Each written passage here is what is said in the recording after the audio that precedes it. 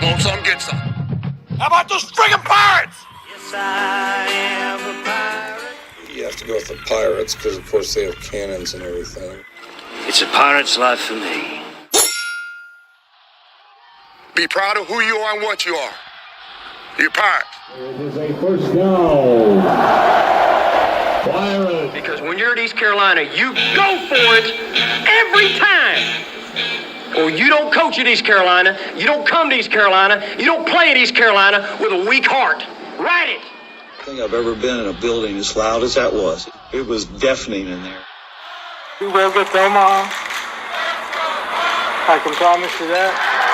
Red and purple all night long in Eastern North Carolina. You're watching The Sports Objective, the podcast for Pirates.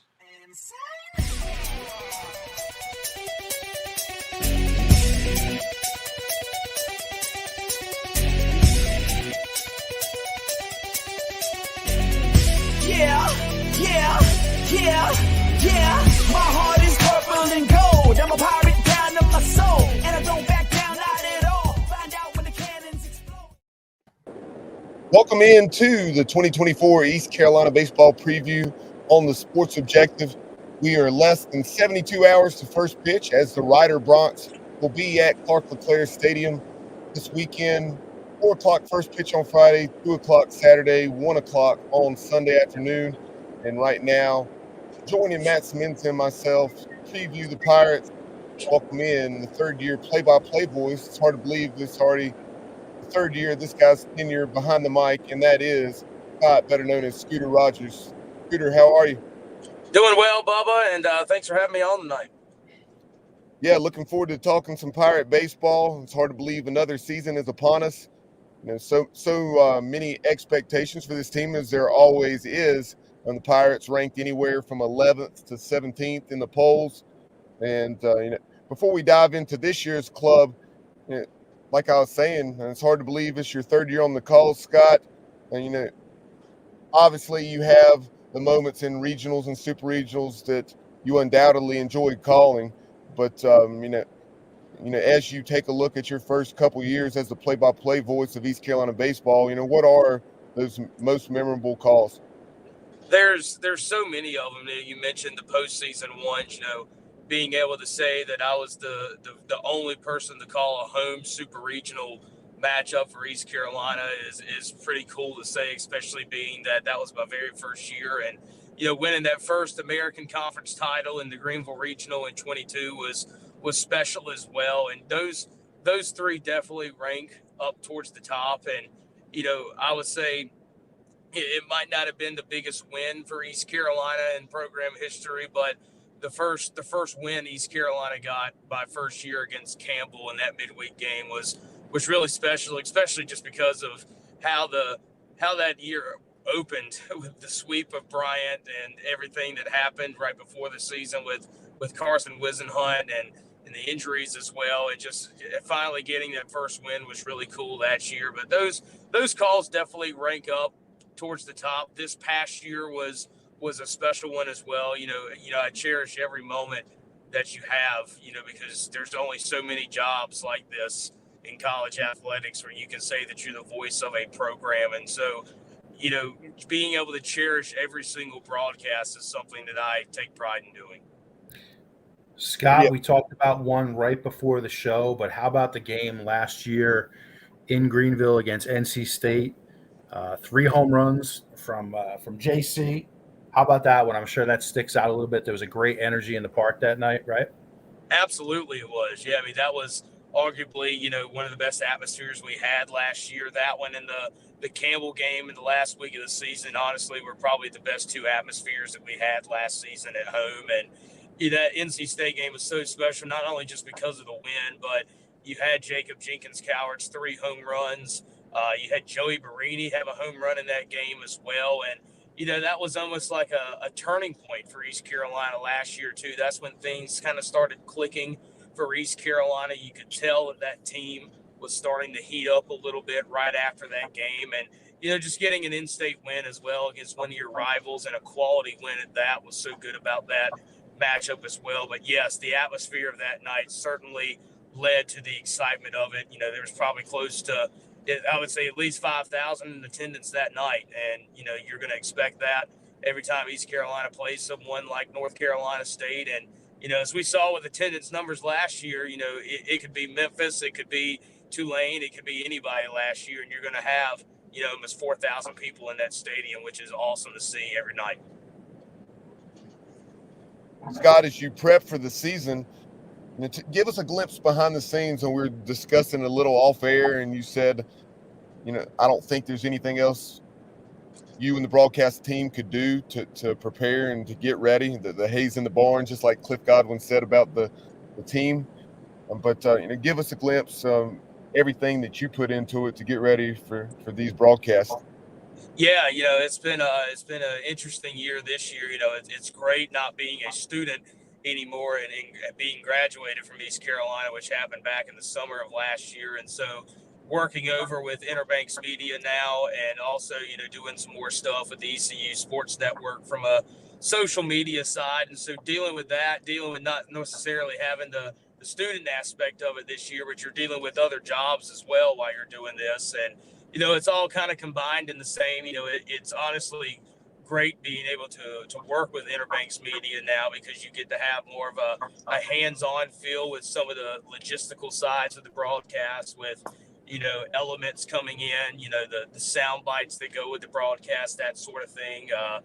Like today and tomorrow, we were up in the booth testing out equipment just to make sure everything is sounding good back in the studio, sounding good on our side, that sort of thing. And then you throw in, with it being crossover season, you still got basketball going on. And so, next week I'll be preparing for a women's basketball broadcast as well. And of course, you have men's basketball on Thursday night this week. And I work at the scores table for every men's and women's game pretty much at home. And so still got to juggle that as well. But, yeah, I mean, it's interesting from the behind the scenes look, not only from the technical side of things, but from the actual play-by-play part, when you're taking notes and learning about other teams and writing scripts for each broadcast, that sort of thing. It's a solid, I tell people that it's a solid 2 to 3 hours of prep for every single game in terms of getting notes and everything together.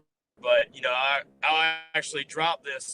This is a Sports Objective exclusive. I'll drop it here. We have been working on a new intro for the baseball broadcast this year. So when you tune in at 3-4 noon, you're going to hear a pretty cool opener to the broadcast that I've been working on for the past couple of weeks, and finally got it ready to go today. Awesome. Looking forward to hear that, Scott. This is Kyle, by the way. So looking forward to hearing a new open. That's always exciting. Speaking of your broadcast, as we open up with Ryder and throughout the season, do you know how often you'll be simulcast, you and Coach O on ESPN Plus, versus them having their own announcers for the TV games? I believe the number is around 10 games this year. I know this. Scott dropped out on us. Not sure what the other games are throughout the year, but I do know that this Saturday and Sunday will be on the Plus. Okay, you dropped out. So this Saturday and Sunday that you guys will be simulcasting on ESPN Plus. Is that what you're saying? Yeah, that is correct. Yep. Not sure what the other games are throughout the season, but yes, this Saturday and Sunday. Okay.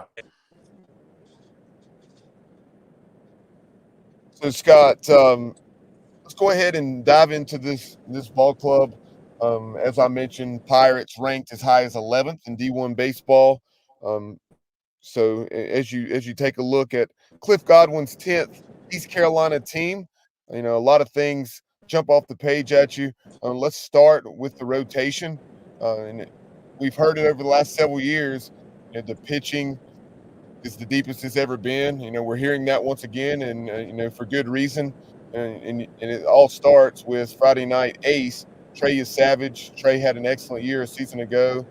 Really just one poor start, and that was right when he was battling some arm issues. Unfortunately, it turned out to be nothing significant, and he was able to return and pitch the way we know he can. So tell us about Trey, because I know he's really fine-tuned things after summer in which he pitched for Team USA Collegiate. Yeah, he certainly has. And, it's hard to say, it's hard to come up with things to say about Trey Savage that we haven't said already because he's been so good, in his career at East Carolina, and a guy that was kind of didn't have the biggest in a lot of big spots and get out of jams, but didn't have a lot of length to those outings his freshman year. But he certainly took the role he had and ran with it. And of course, last year did such a good job in that starter's role. And as you mentioned, the arm soreness, dealing with that as well. But he certainly, improved on what he could in the summer and the fall this year, and has really looked sharp. It sounds like in these inter squad scrimmages on the weekends leading up here to opening weekend. And he's top 5 pitcher in college baseball, and there's only so many teams that can say they have that. And for East Carolina to say that they have not only a top 5 pitcher in college baseball in their rotation, but more than likely two top 50 pitchers in their starting rotation is pretty insane to say about East Carolina. And it shows that, like you said, how deep this pitching staff is once again this year. And you take a look at I know Aaron Fitt of D1 Baseball. Aaron said they have him third, and he said, to be quite honest with you, he said, I can't say that I wouldn't pick him, depending on the matchup, and or just those. He said, I can't say that I wouldn't take him first, and that's how close he is. Just right there, the elite of the elite in the country. Yeah, and for someone like Aaron Fitt to have him that high shows how good he is. And, this is a pitcher that obviously can push East Carolina over the top in terms of kicking down that door to Omaha. And that's one thing I think with this team that is going to set them apart from so many others in the past is the depth of this team, not only from the pitching perspective, but also on the offensive and position player side as well. And here recently, Trey Savage, of course, preseason All-American list and Golden Spikes Award candidate for the top player in college baseball last year. Held opponents, I think, a 193 batting average, surrendered something like 53 hits and 76 innings. Just some pretty mind-blowing numbers there for Trey. Let's take a look at the Saturday spot to start the year. Zach Root last year. Really saw a lot of good things from Zach. He saw some bumps in the road as well. But the thing that jumped off the page to me about Zach is the way the game, the moment was never too big for him. You saw it right off the bat, second weekend of the season. Him pitching just tremendously well, out of the bullpen against North Carolina, if I'm not mistaken.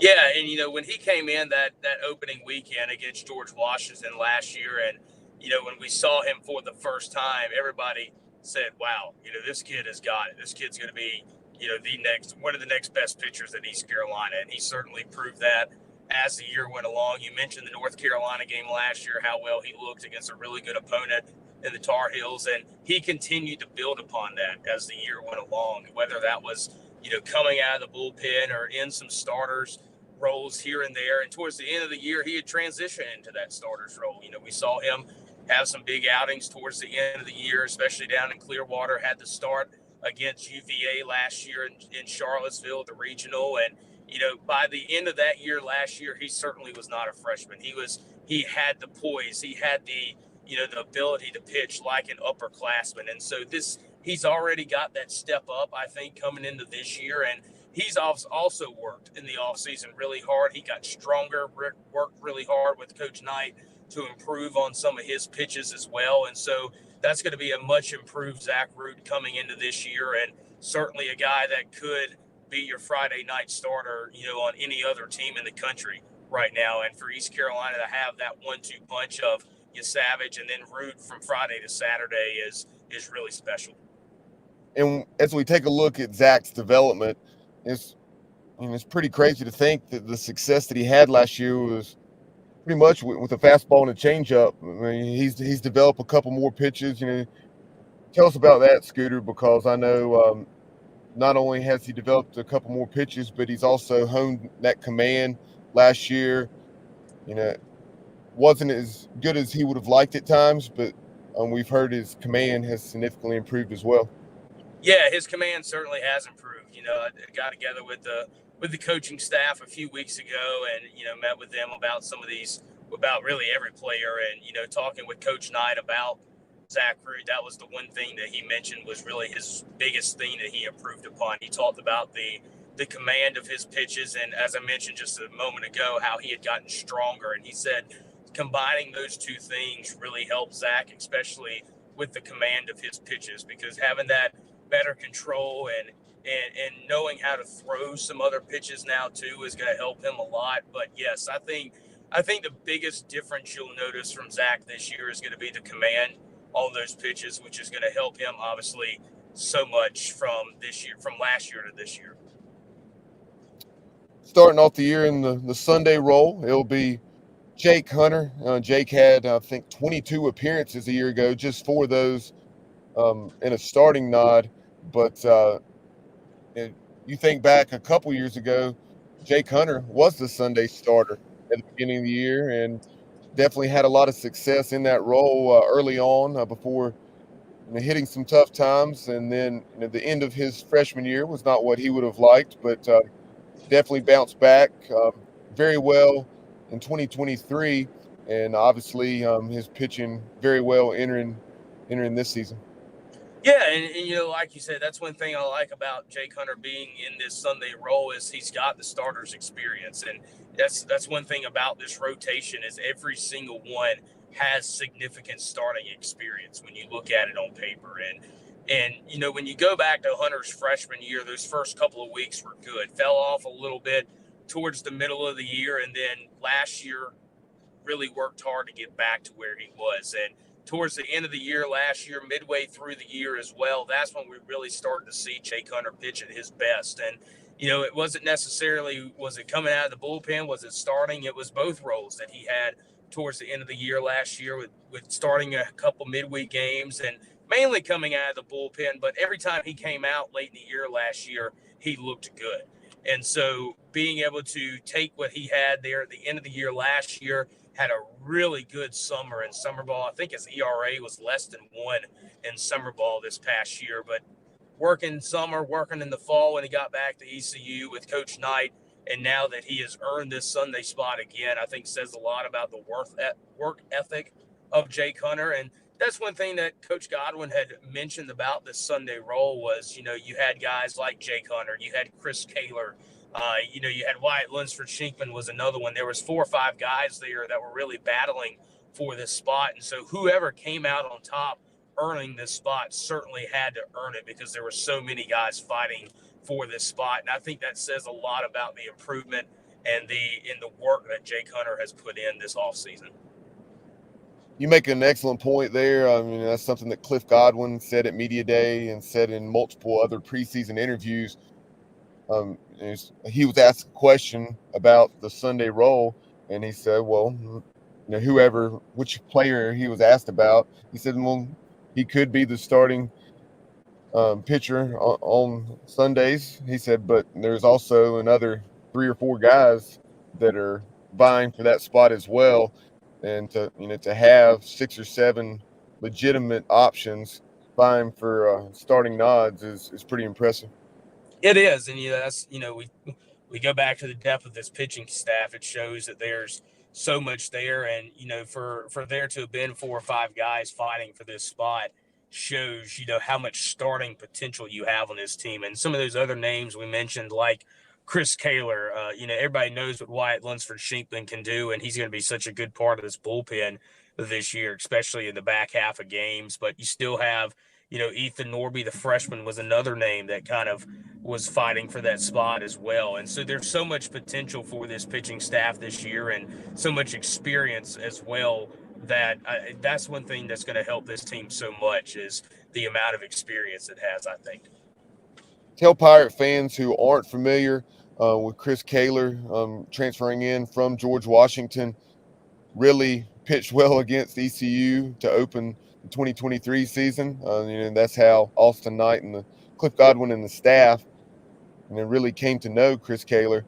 But he's someone that the moment or the scene there at Clark LeClaire Stadium was not too big. He thrived in that, and that made him want to join the Pirate program.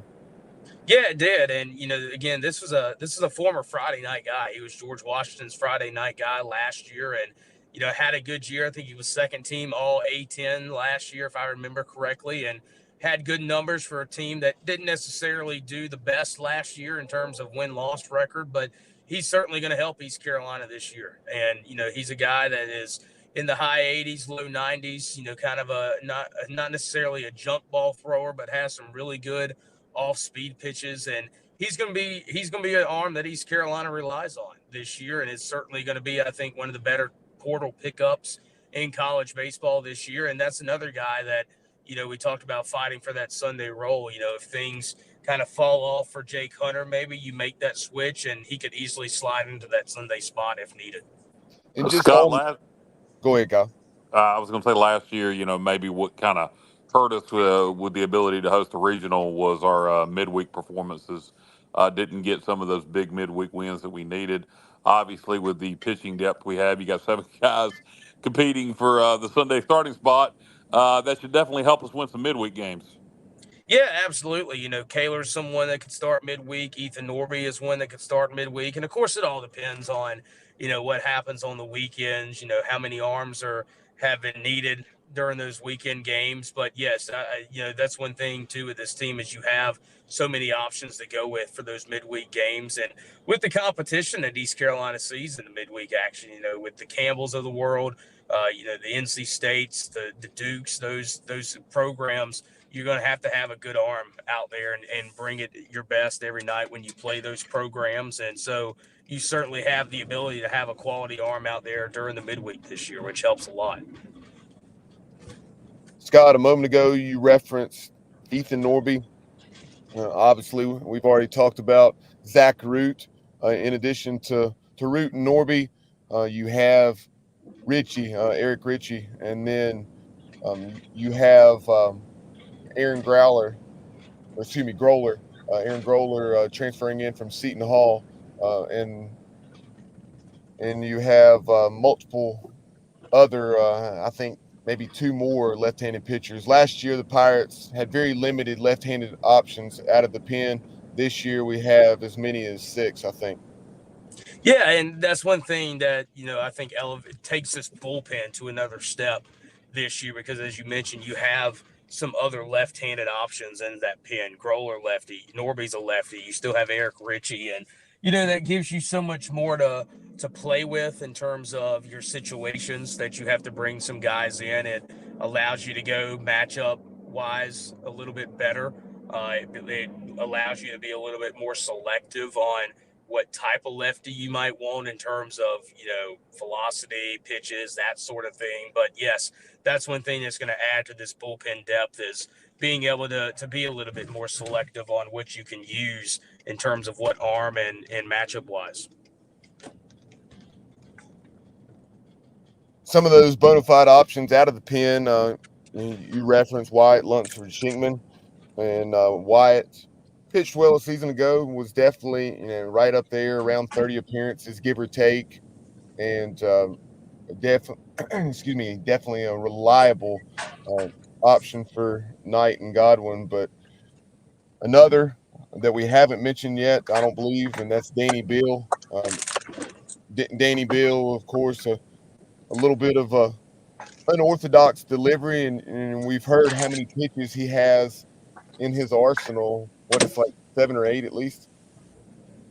Yeah. And with what Danny Beal did towards the end of the year last year showed how well he can be. And he's going to be, one of those guys that's probably the first one out of the pen, depending on the situation this weekend. And Bill's going to be, in my opinion, the main guy for this pen, depending on what situation it is. And Danny has, gotten better. As you said, he's added some pitches to his arsenal. He had so many in the past, so it's crazy to think that he could add so many more pitches to it. But for Danny to be back again this year and help this bullpen, and Danny's a leader of this team. That's one thing that helps so much still having him around is how big his influence is in that clubhouse. Being a leader, he's a vocal leader of this team, and he's a big representation of the culture for this program.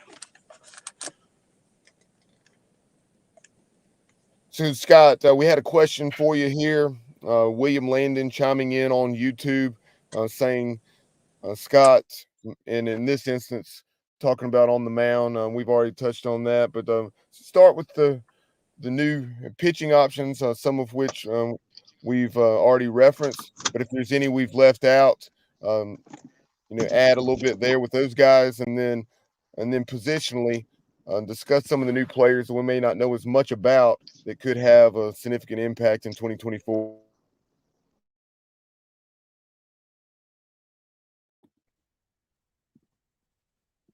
I think Scott may be having some technical difficulties as he's traveling. Guys, I got you now, Scott. You got me. Sorry, my Bluetooth newcomers. My Bluetooth cut out on me there for a second, so that's my fault. But yeah, those impact guys, newer ones this year. We mentioned Ethan Norby. He's another one that could, have a big impact for this team, especially on the mound.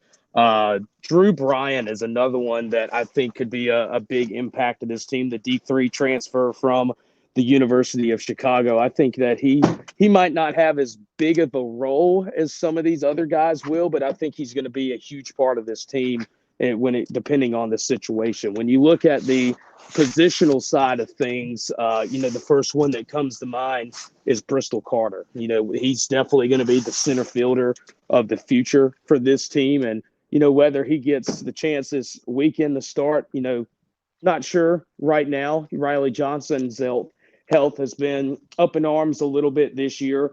I think right now Riley's feeling pretty good, so it sounds like he'll probably start this weekend at center field. But Bristol is pretty certain going to get an opportunity to play right off, not necessarily right off the bat, but he's going to get some chances here very early in his career. And he is a player that has really proven himself, especially from the turning down a significant draft opportunity this past year with coming out of high school to come to East Carolina. And, I think that says a lot about the type of person Bristol is, considering that he turned down a pretty significant amount of money to come to East Carolina because he wants to be a Pirate. He wants to be a part of this program. And so Bristol is going to be a huge part of this team too, as well. There's so many new guys on the pitching side that haven't got the opportunity to really see in person yet. But there's so many, I think, that could make an impact to this team depending on the situation. Scott, just to, take that a step further regarding Bristol Carter, he was a first team high school All-American by perfect game. Obviously a huge pickup, like you mentioned. He brings a ton of speed to the outfield.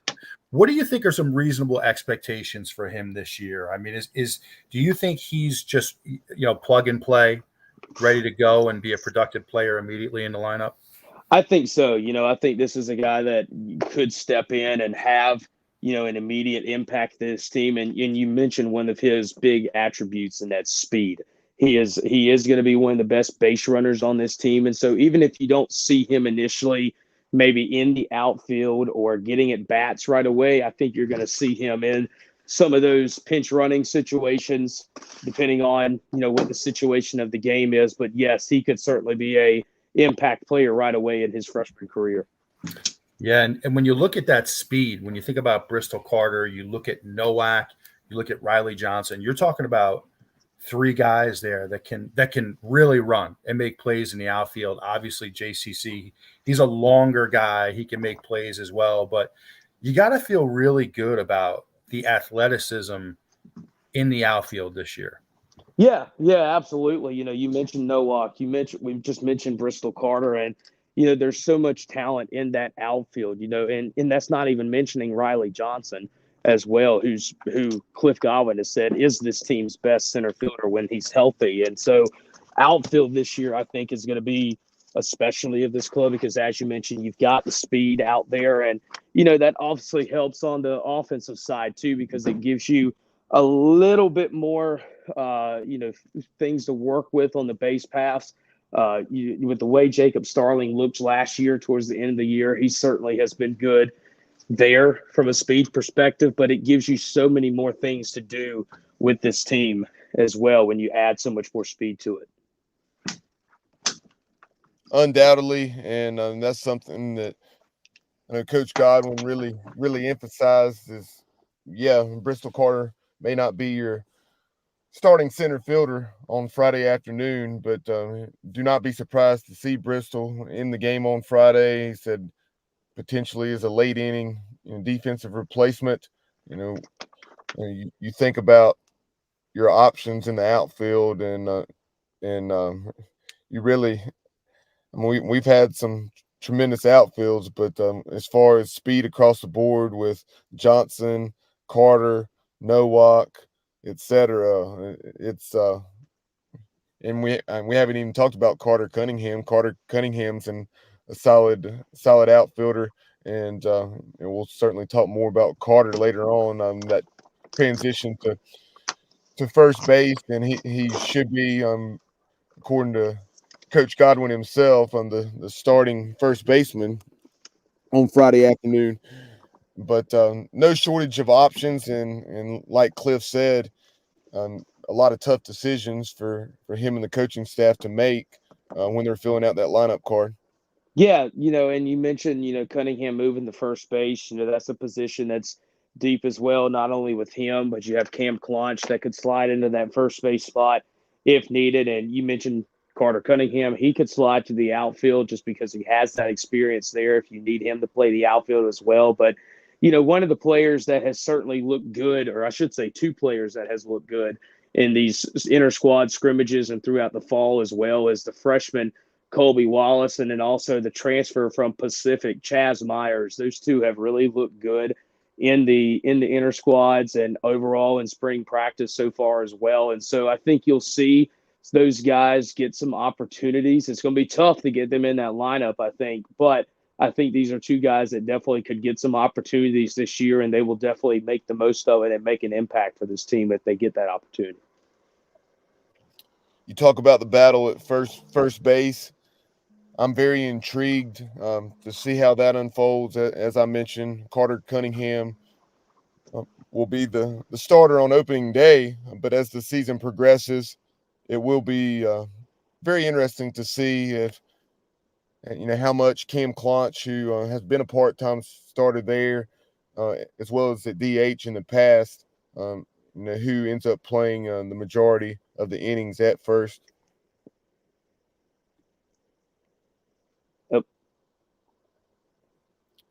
Repeat what you said. You cut out about halfway through. Gotcha. I was just saying that as the season progresses, yes, Carter Cunningham's going to be the opening day starter. Would not shock me if we see Cam Clonch get a start over the weekend at first base, but certainly at DH. But Cam Clonch is someone who's been a part-time starter in the past, be it at first base, in replacement of Josh Moylan, or when Josh was hurt, or perhaps a DH. Yeah, and those are two guys that solidly could play first base.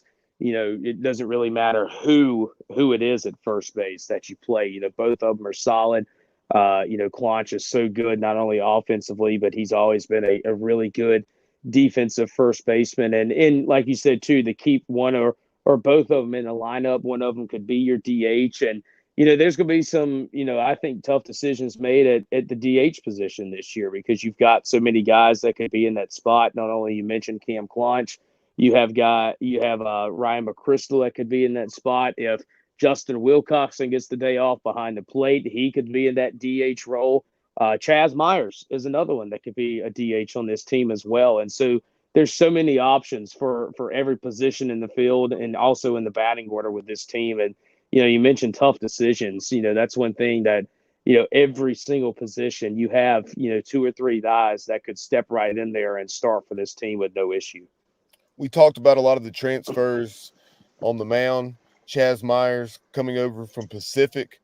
Be it coaches or players, I've heard folks just raving over Chaz Myers, a right-handed bat. One of his teammates even made a comparison to to Connor Norby. So tell us what you can about Chaz Myers. Chaz has really caught the eye of these coaches, and this is a guy that came cross country all the way from Pacific. He's from California. Took a gamble on East Carolina to come here. I think from what I've heard, and he's taken this opportunity and ran with it, and he has impressed. He's been one of the better hitters throughout the fall and throughout the spring so far, and he's definitely, I think, going to be one of those impact transfers that make an impact on this team. Not sure what role it's going to be yet that he makes that impact in, but he will certainly make one when he gets that opportunity. In addition to Carter Cunningham and Cam Claunch, Chaz could factor in there at first base. He's an option. And also Colby Wallace, who we'll discuss a little more, as an option at third base.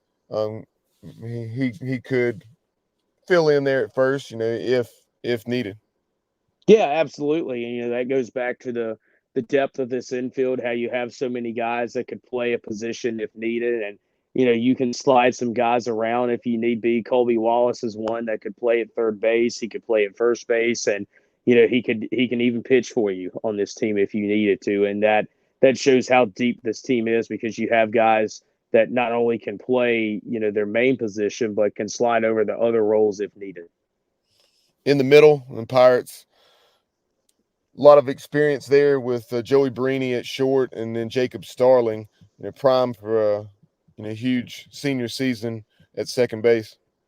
Yeah, and Star, you mentioned both middle infielders with Starling and Barini as well, and that goes back to that word that I've said throughout the night tonight: experience. You can't find much more of an experienced middle infield in college baseball as those two. That how many games they've played together now.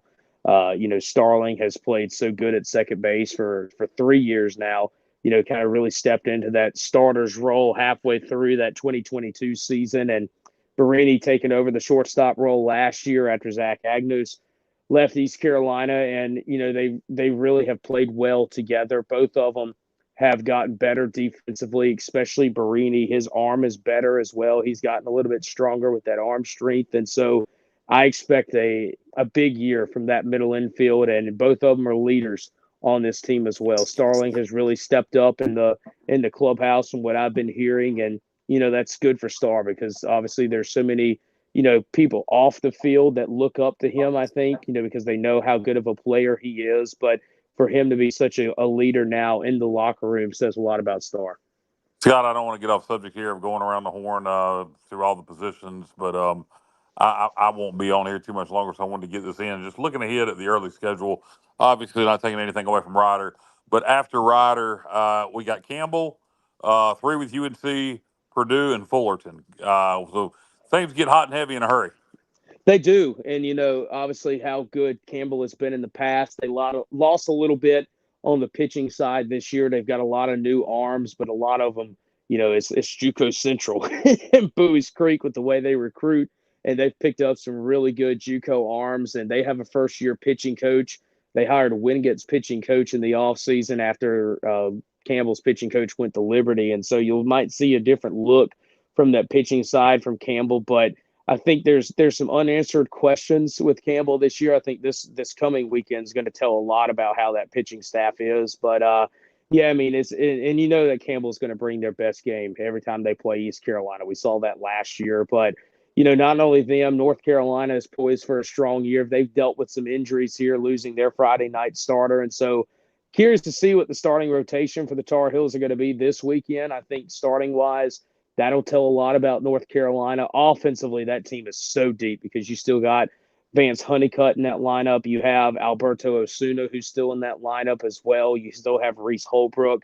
That's a team that is going to be in contention for an ACC title this year. And then, as you mentioned in that LeClaire Classic as well, some people might look at that and go, okay, Purdue. Well, Fullerton's not as good as they used to be. And who is Southeastern Louisiana? But Purdue, always a solid program in the Big Ten.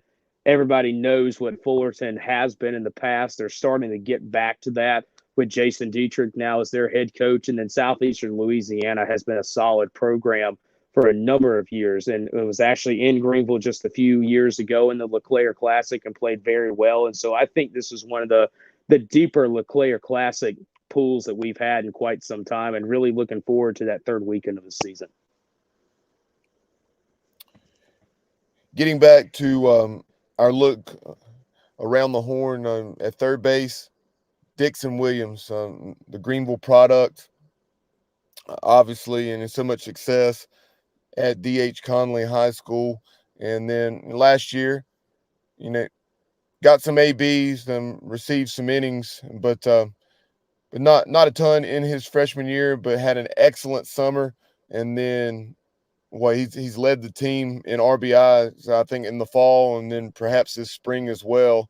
And Coach Godwin referenced that here recently, and he just said that Dixon will be your opening day starter at third base.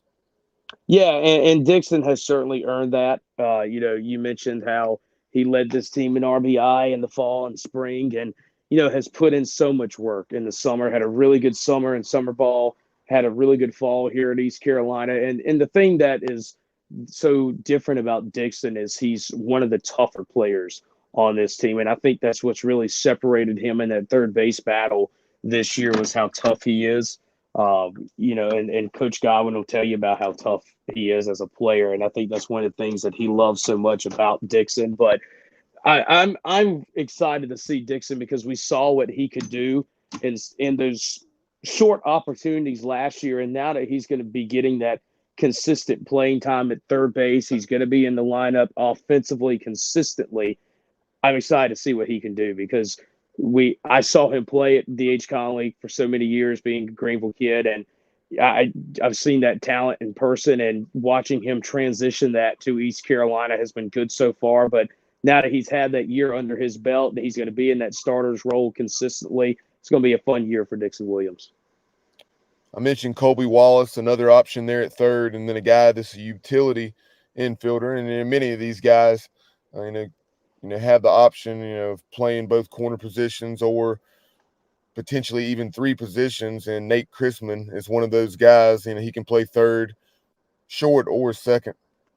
Yeah, and Chrisman is another factor to the depth of this team because he can play so many different positions. But him, Colby Wallace are guys that can slide into these roles if you need a pinch hitter late in games and have to come in as a defensive replacement or vice versa, whatever. But you have so many guys that can play those roles. And with Chrisman as well, he has that leg up on a couple other guys, being that he has the experience from last year. But yes, both of those guys could play third base if Dixon gets hurt or even if they have to switch to another position as well. Behind the plate, the Pirates, unbelievable depth. Cliff Godwin has gone even as far to say, and he's obviously coached at Ole Miss, LSU, and been a part of so much success prior to East Carolina.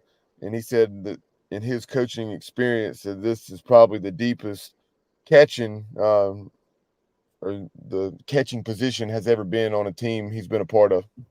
Yeah, and the thing about it is, obviously you have Justin Wilcox, in which, when I met with Coach Godwin preseason this year, when I got to my list of players and got the J-Dub, he looked at me and he said, write whatever you want. And he said, you can't say anything else about Wilcox and what he does. He's so good at talent-wise. He's such a good person. He's such a leader in that clubhouse as well. And, he's such a big piece to this program, not only from a talent perspective, but from a leadership perspective as well. And, he didn't have to come back to East Carolina this year. He certainly could have gone pro after last season, but he wanted to come back and help this team one more year. And certainly that's going to be the case. He will help this team so much, not only from the catching perspective, but from an offensive perspective. You have Ryan McChrystal as well, who's had that nagging back injury ever since he's been here. And right now he's healthy, which is good because when he's healthy, he can help this team, not only whether that's catching or at a DH position as well. And, even freshman Walker Barron could step into that role if needed. If there was an emergency and, both Justin Wilcox and McChrystal couldn't play or you had to take them out depending on a situation late in the game, Walker Barron could slide into that role and catch if needed. That's one thing is Barron's so much more called up to the college game than a lot of freshmen have been in the past with this program, and that's what contributes to how deep this catching position is for East Carolina. And Ryan McChrystal, we've heard, he's always had the arm, but we've heard defensively and from a receiving standpoint, he's really honed his skills there. And the East Carolina coaching staff, whether it Cliff Godwin, Austin Knight, the pitching coach, etc. There's so many former catchers on this coaching staff. Yeah, there is. And, that's not even mentioning, too, Blake Hardigree, the director of ops, who was a catcher in college as well. But, you have him, you have Lartigue, you mentioned AK, you mentioned Cliff Godwin. All of these guys have been catchers. They know what to expect. And I think that's why they put such a big emphasis on catching in this program, because they know how good it should be and can be. And they know how important it is to have a good catcher on the field, because the catcher is the captain of that infield. They see everything. And when you have so many good catchers on this program's coaching staff, coaching these guys, like I said, they know what to expect. They know what these catchers need to know. And when you learn from a catcher, especially 3 of them that have played at a very high level, I think that says a lot about the way the catchers have been in this program under Cliff Godwin. Scott, you referenced Jacob Starling taking on a bigger leadership role this season. I think JJC, Jacob Jenkins Cowart, doing the same. And Coach Godwin at Media Day, and then Jacob himself talked about, he said, yeah, that 3-homer game was obviously awesome. But, watching, I guess, Nate Chrisman slide in against Tulane and score that winning run, he said, I honestly enjoyed that even more, and the dog pile that ensued. And he said that he had multiple conversations with Coach Godwin, and it's great to see JC taking on a bigger leadership role. Yeah, and that's one thing that I think with this team is different from so many in the past, is because you have so many leaders on this team. We mentioned Danny Bill already. You just mentioned Jacob Starling. Jacob Jenkins Cowart is another one, but you have so many guys that can step up for this team and be leaders, whether it's at their position, whether it's overall for this team. That shows, like, again, go back to the culture of this program. That's one thing that is so good about them. And, being around this team off the field when, we're traveling through away games and everything, seeing these guys interact off the field is such a good thing, because they don't interact like you would think they would. They cut up when they can. They're always goofing off a lot of times on the bus, but the minute it's time to be serious, that switch flips, and they know exactly when to flip that switch. And that the culture of this team is so good, and the players are so good. It's just such a fun bunch to be around, and see them compete at a very high level and see them succeed is really fun to see as well. Speaking of leadership, it's something awesome that I saw earlier on social media, and that is Carter Cunningham, Pirate first baseman and outfielder, taking the initiative to partner ECU baseball with Maynard's Children's Hospital, and that was just to see that. It did not surprise me, but it was still great to see, and I know that will be mean so much to those kids, not only financially, but more importantly, just the interaction with Carter or other East Carolina players. Yeah, and I mentioned, when we were talking about Jacob Starling a little bit ago, how many players look up to him.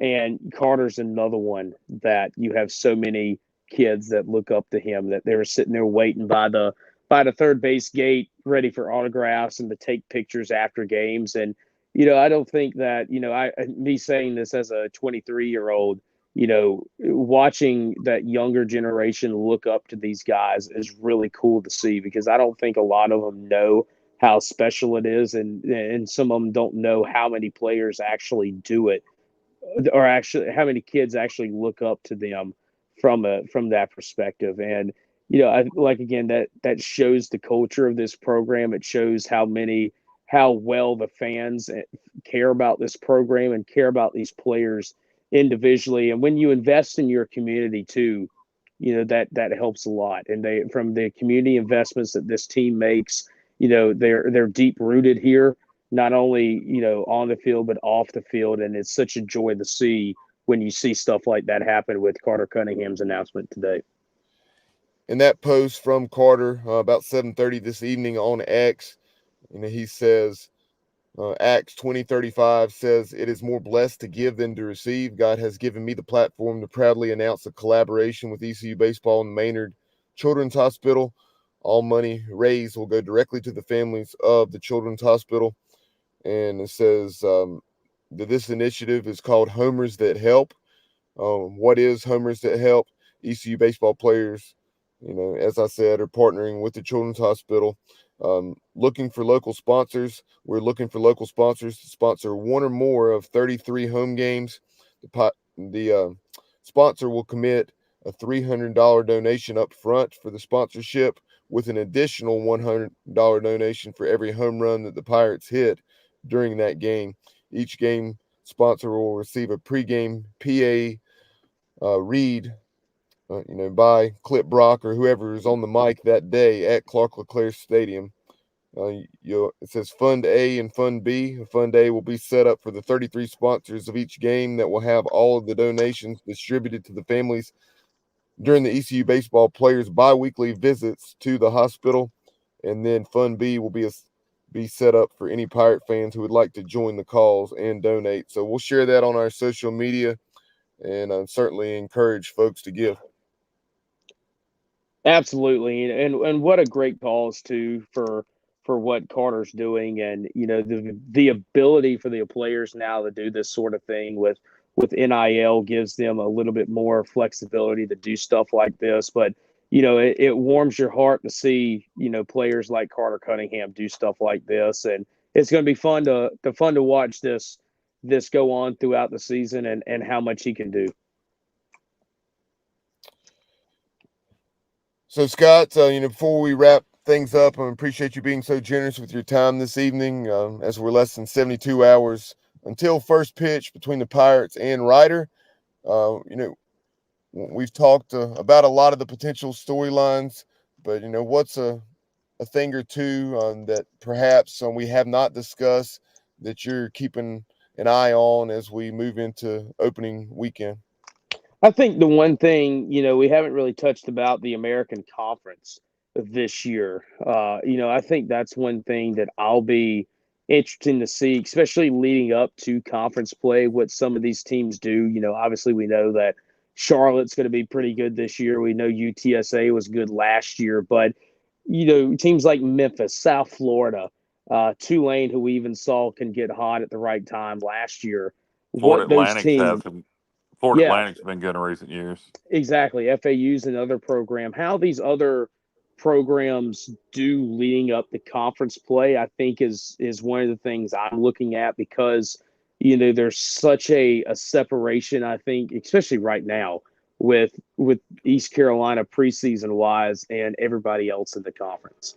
That's not saying that East Carolina is going to run away with the American this year, but I think there's a clear difference between East Carolina and the other programs in this league right now. And so when conference plays arrives, what does the rest of the conference look like? What has these teams done in non-conference play leading up to when conference play starts, I think is one of the bigger storylines I'm looking forward to.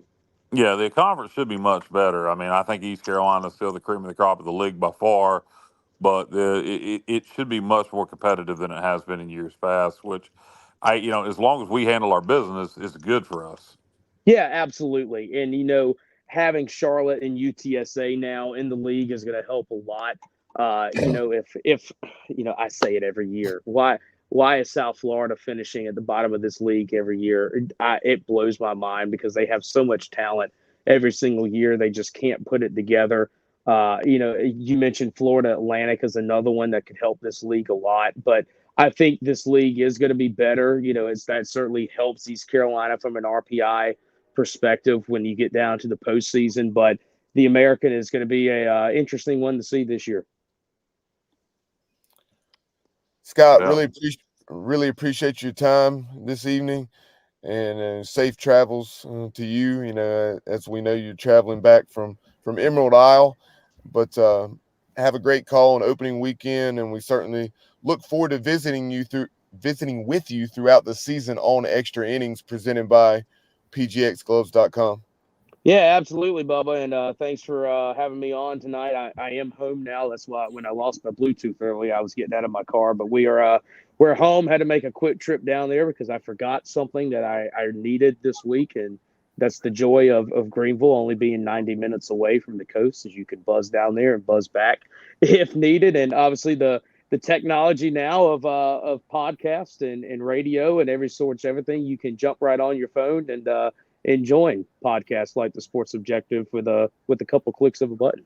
Scott, I got to ask because I like stuff like this. You said you went every mile from Greenville. Do you cut down through Kinston to go 58, or do you go like through Griffin and Vanceboro through New Bern and then get over to Emerald Isle? I do. I go through Vanceboro, go through New Bern, and get on that little quick 70 thing like you're going towards Jacksonville, and go through Maysville. Go that way. Maysville to Emerald Isle. Yeah. Okay. Yep. I just was there the other day. Went that way from New Bern. Yep. Yep, that's it. It's much quicker now that you can go 70 miles an hour for a little bit. In between. Go ahead.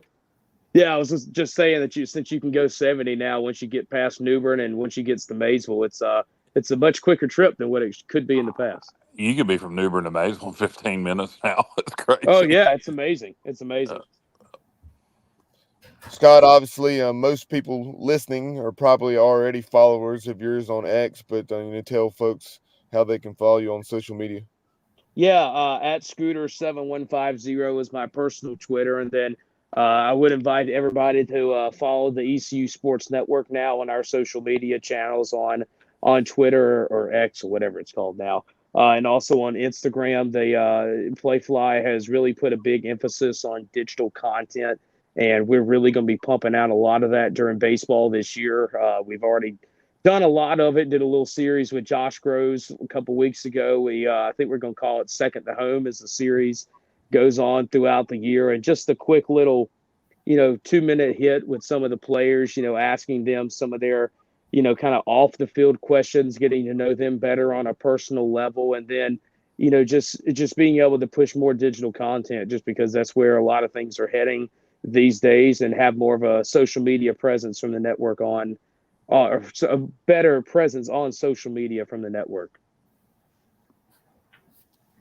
Yeah, no doubt. It's opening week for East Carolina baseball, and the Ryder Bronx will be at Clark LeClaire. Good job, Bubba. Yeah, really enjoyed that content and look forward to those throughout the season. And we'll talk to you soon, Scott.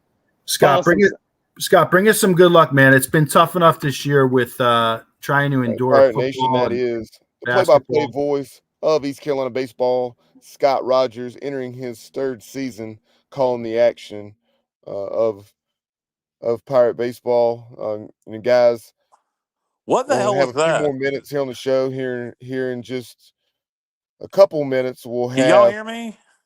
Dr. Barry Davis.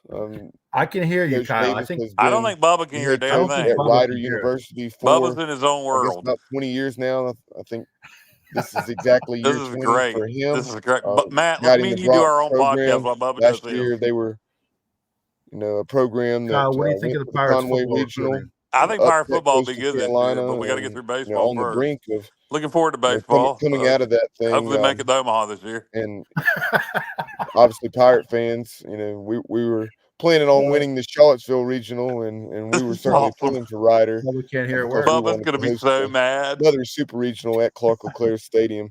But very intrigued to see how Ryder looks on opening weekend. It's just like we're sitting here quietly. Give credit here to Holt Naylors and his show with the walk-ons play this back. at Holt Naylors show on X. They broke some news earlier this evening as they had the Ryder has mono. left footer on, and that podcast will air on Thursday on YouTube. But they were saying get that mono, right? some of the Ryder has mono. Ryder players have come down with mono. So interested to see how many AKA players the are kissing impacted, disease. because I know Yeah, you reckon they were kissing some each of other? our listeners here were Never know. Robert Matthews. I hope not. Were asking I hope about not. that I don't judge that. on YouTube, but Robert, don't have an exact number. We'll see what we can find. Stay tuned, and Do you think the listeners can hear all if three we of us? do get more of I an would think idea so. of how many Bronc players have been impacted, we'll put it on our social media, and then also put it on our Facebook page. All right, Bubba, that's great. And Johnny Robertson, sorry, JR, I meant to ask this question. This reminds me of concerning Mystery King Science Speed. He Theater. said there's plenty of elite base runners returning with the likes of Riley Johnson, Luke Nowak, Nathan Chrisman, Isn't there a Star, virus called the Norwalk etc. virus? Something like that. Are any of the new additions going to add to that speed? Bristol Carter. Bristol Carter was referenced on multiple occasions by Scott and has been by Cliff Godwin and Jeff what are the Palumbo comments throughout say? the preseason. Bubba, do you see the comments? And Matt, I know as you've taken a look at Bristol Carter, I gotta read the comment. How do I get to the comment? I can't even what we see the have damn access comments. Wait a minute. to via YouTube and so forth, that you've been very impressed with him, and are obviously very glad, as we all are, that he made it to campus instead of minor league baseball. I got the comments. But Bubba, can you hear me? Can you hear me, Bubba?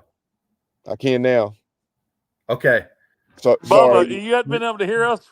Me and Matt's been doing our own podcast. What have you been doing yours? For about the last 5 minutes. Bubba, for some reason you haven't been able to hear us. We've been trying to chime in, so we've just been having a little fun. But wonderful! I'm sure that was great. Then It was fantastically entertaining. I look at the comments. The listeners have been laughing their asses off. It's great.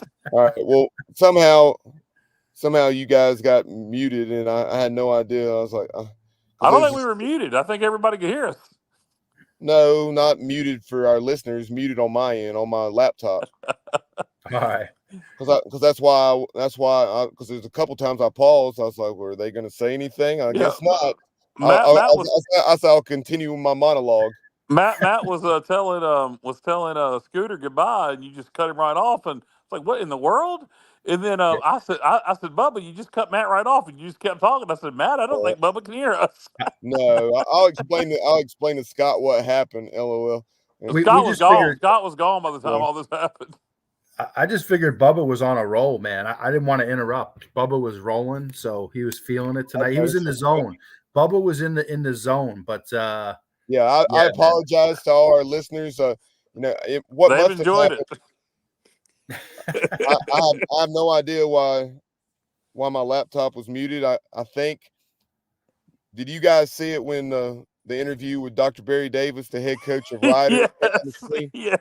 All right. Yes. So I just uploaded that. In the past, when I've uploaded a video like that, it's just gone backstage, and I can click on it, whenever I'm ready to air the interview. And for some reason, it automatically, went on the screen. So I'm guessing that muted my mic. So that's my only guess at what happened. But so anyway, Robert Matthews said, "This is great radio.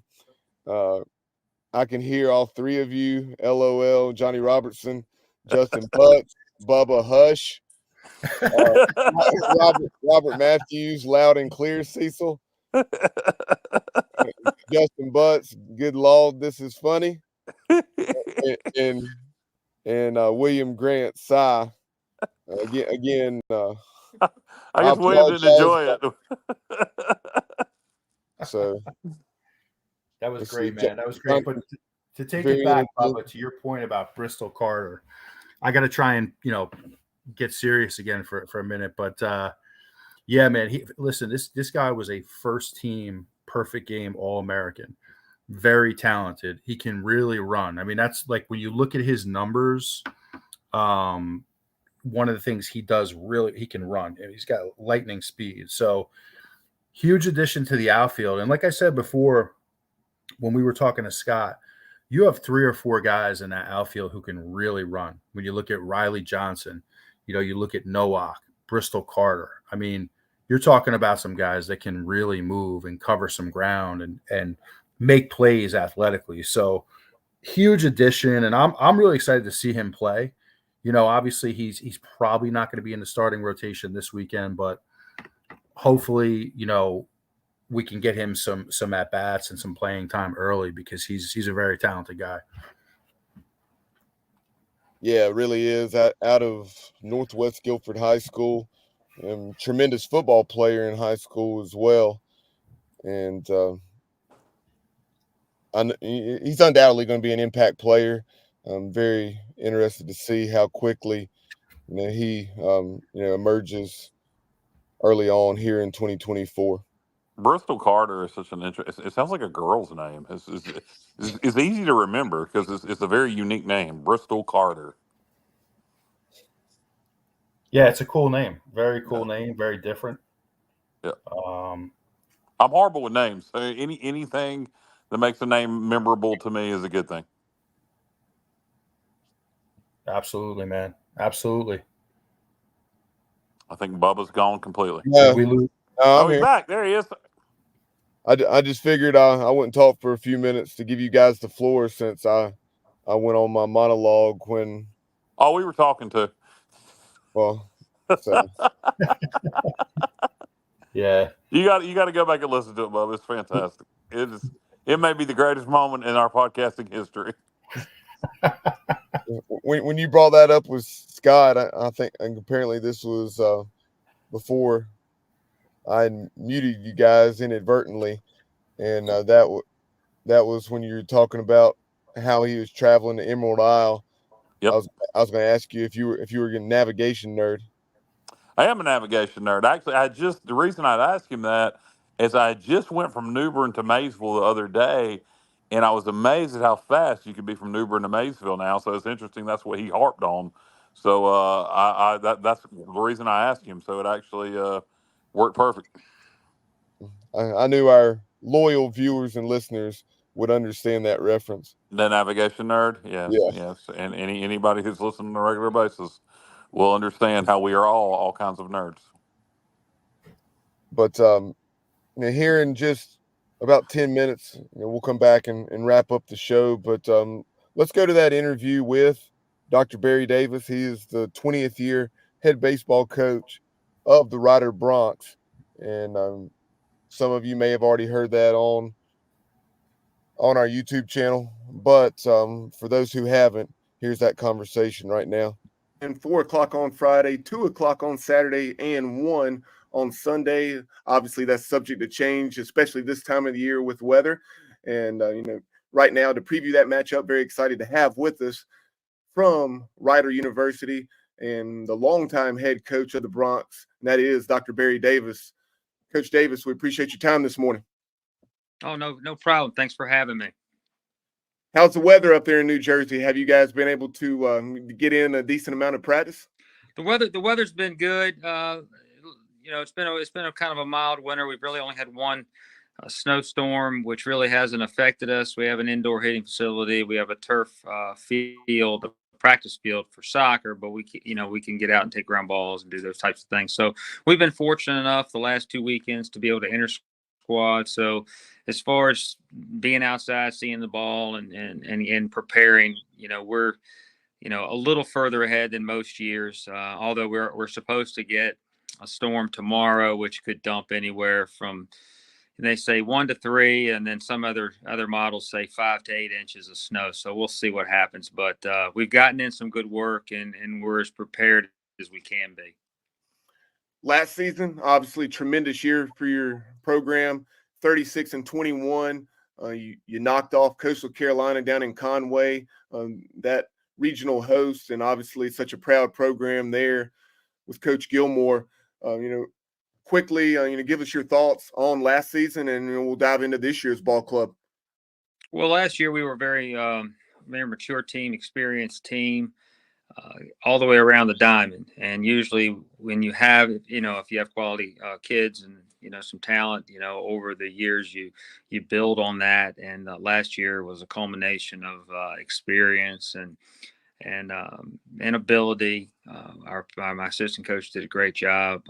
Lee Lipinski, Mike Petrowski, and we just were solid. I mean, we're a good team. We're a confident team. We didn't let things bother us. We weren't affected by negative games or negative situations that came up will always come up during the season. So, you're going to lose some games, you're going to win some games, but we were able to sustain it, be consistent. And that's one of the strengths of that club. And we went in to play Coastal.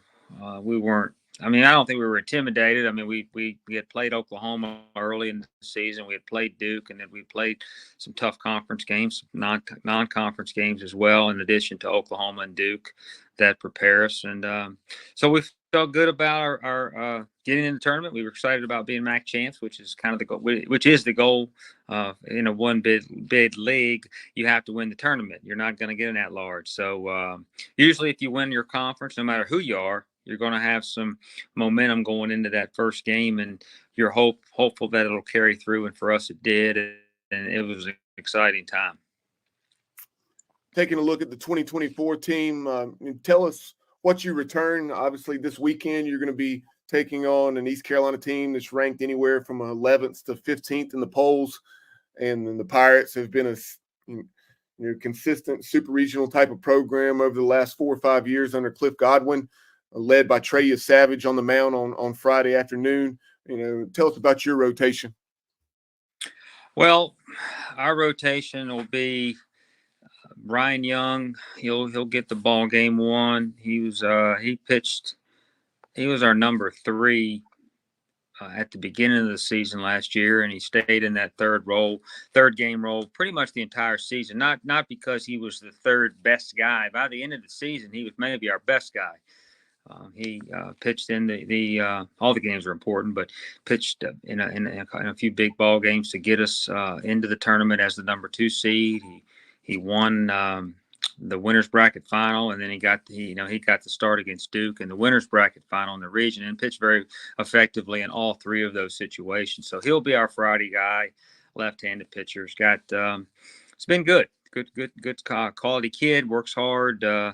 Hopefully he'll give us 75 to 90 pitches, somewhere in there. That's what we're looking for.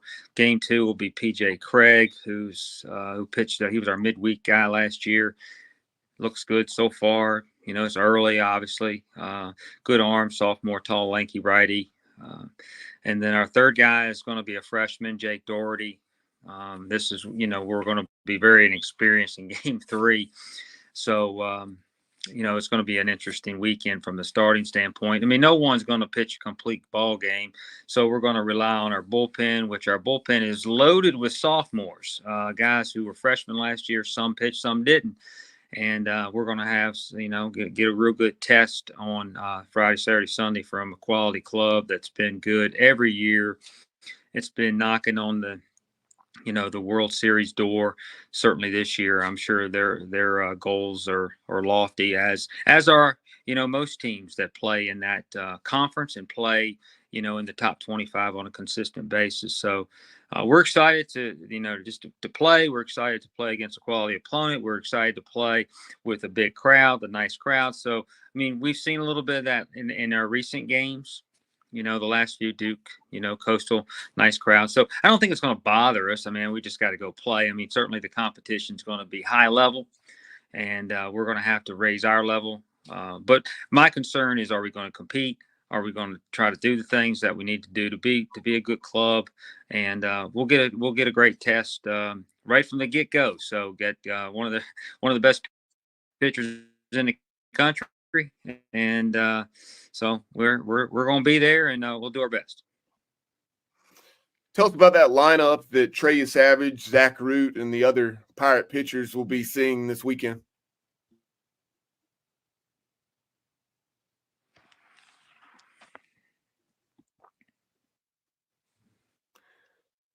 Tell us about that the lineup that Trey Savage, Zach Root, and other Pirate pitchers will see this weekend.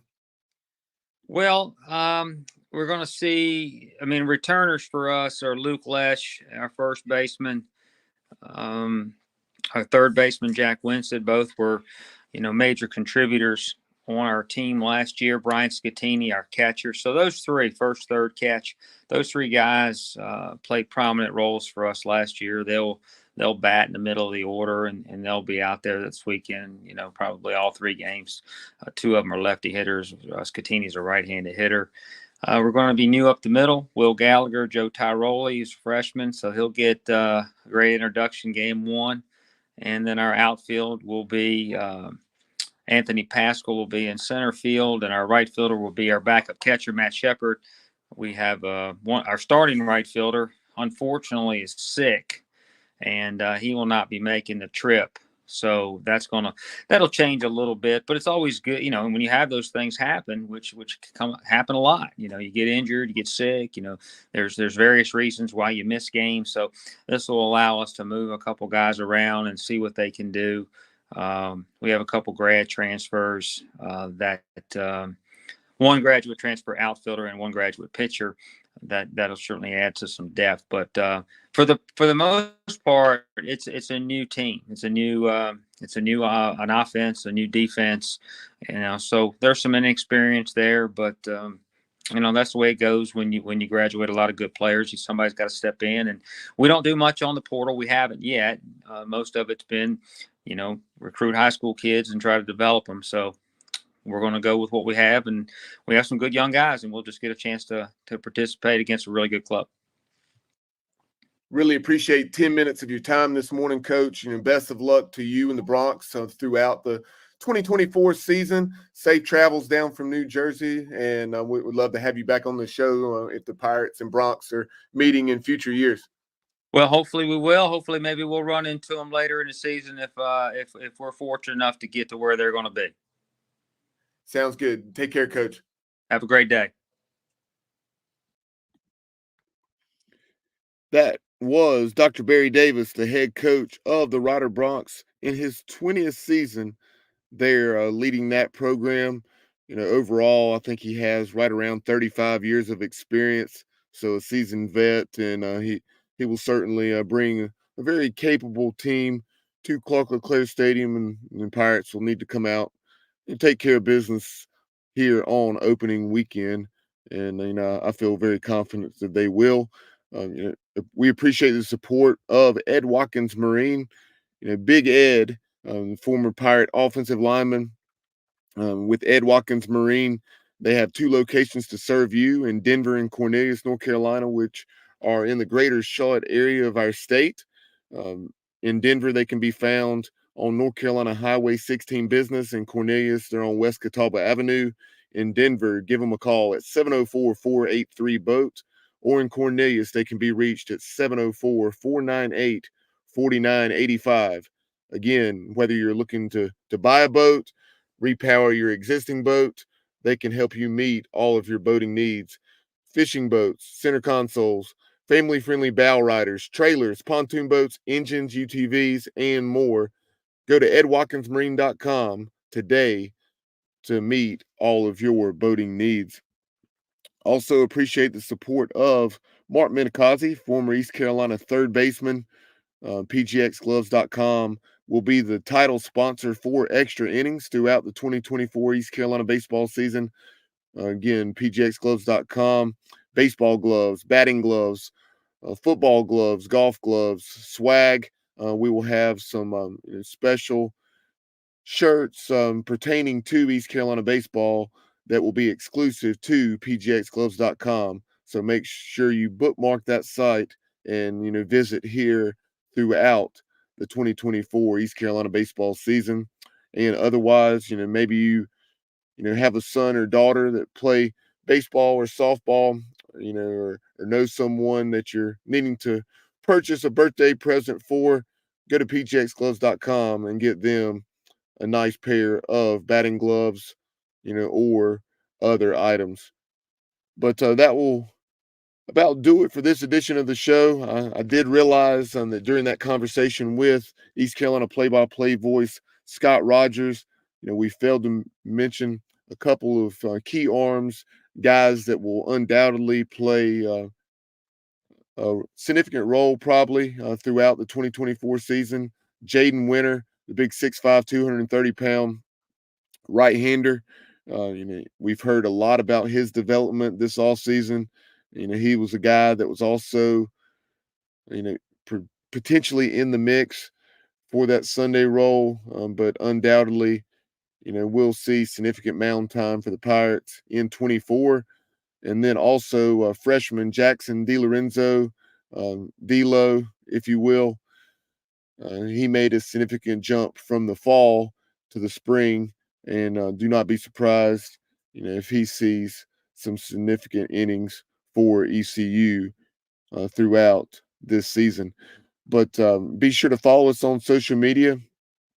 On X, you can find us at the Sports OBJ on Instagram and TikTok at the Sports Objective. Like and follow us on Facebook, and subscribe to our YouTube channel. When you subscribe to our YouTube channel, be sure to click that notification bell and all, so that way anytime we upload new content or go live, that you're notified on your device. But that will do it for our 2024 East Carolina baseball preview presented by pgxgloves.com. We'll join you. I guess our next show will be Thursday night, as the Pirates will take on Wichita State and look to sweep that season series from the Shockers when Wichita State is at Williams Arena Minges Coliseum. But for Matt Semenza, Kyle Barber, East Carolina play-by-play voice Scott Rogers, and the absent Dave Richmond, I'm Bubba Rosenbaum. You have been watching and listening to the Sports Objective. We'll talk to you soon. And as always, go Pirates.